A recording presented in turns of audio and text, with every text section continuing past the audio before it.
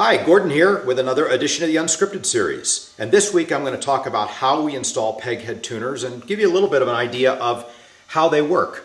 So here we've got a Peghead, and before obviously that it's been installed. And what you see here is there's a taper to the body of it, to the housing. There are threads right here that go around, and that's going to be threaded into the headstock. And then here's the little post that sticks up with its hole for the string. Now, Peghead tuners are adjustable. You'll not see any screw on this, but once that's fixed into the instrument, by grabbing the head here, the knob, the tuning knob, as you can pull out and push in on that a little bit as you are tightening or loosening the string.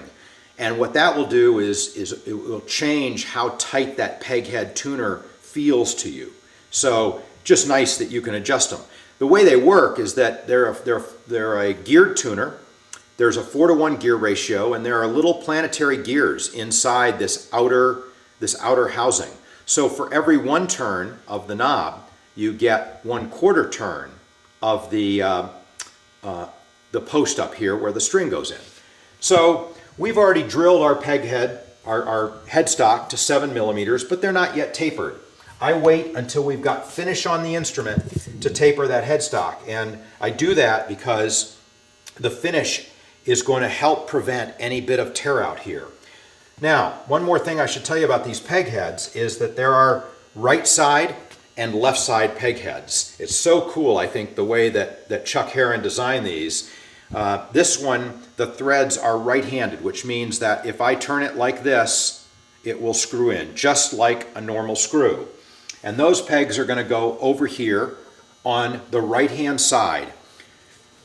So think about it. I'm turning like this, and that's what turns these threads when I install them into the headstock. Now think about the way that string wraps around that post. That string comes up and goes around this way, which means that as the tension pulls on that string, it wants to tighten that. So that keeps the body of that Peghead from not loosening inside the headstock after we've installed it.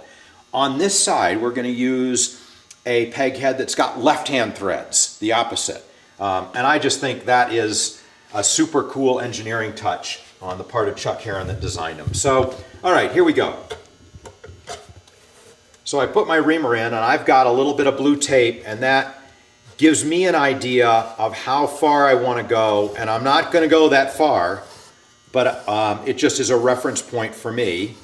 I'm gently turning. Now remember that a tapered hole is very sensitive. Now I'm pulling it out. That is 1/4 turn of that reamer is a big deal in that hole. So I've now given it an initial taper.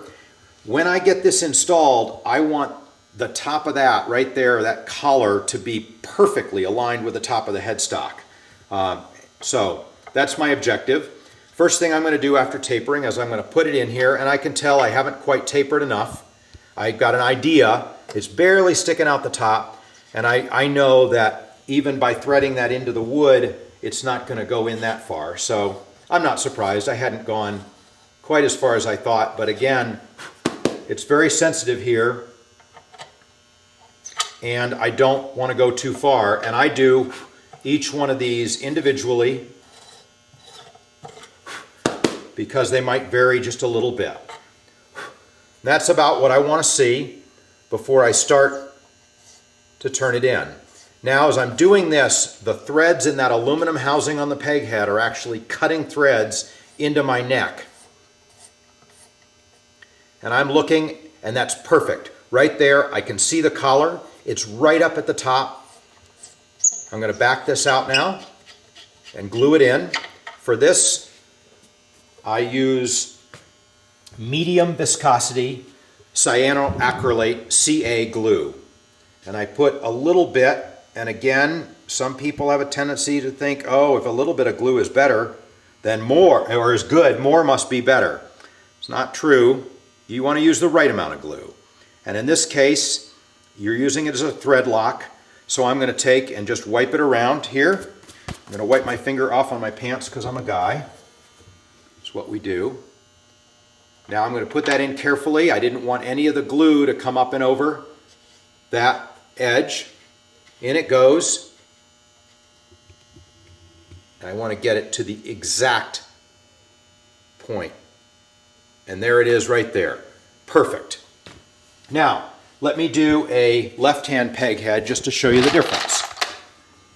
So again, the left-hand peg head, it's a left-handed only because these threads here are cut in the opposite direction. So it doesn't screw in clockwise, it screws in counterclockwise. And they go on the left side of the headstock. Again, think about it. If I'm screwing in like that from the back, counterclockwise, that is the direction of the string tension, the direction of pull, and so the string tension wants to, if anything, tighten this housing into the headstock.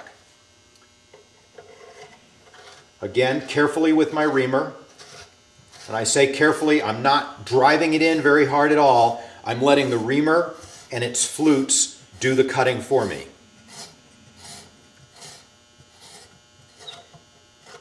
A little bit of trial and error involved here.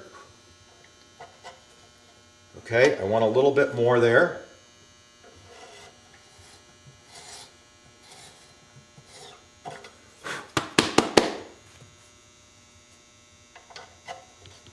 Perfect.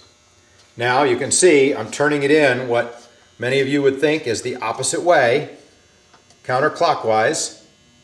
Okay, it's very close to the top, so I'm going to pull it out. Now, interestingly enough, glue acts as a lubricant. So I can be, as you saw there, I was a little bit shy of what I think of as hitting home.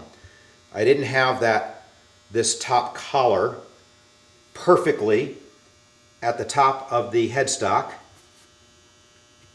because I know that when I apply that glue, before it sets, it's going to act as a lubricant and it's going to allow me to drive this peg head just a little bit further in.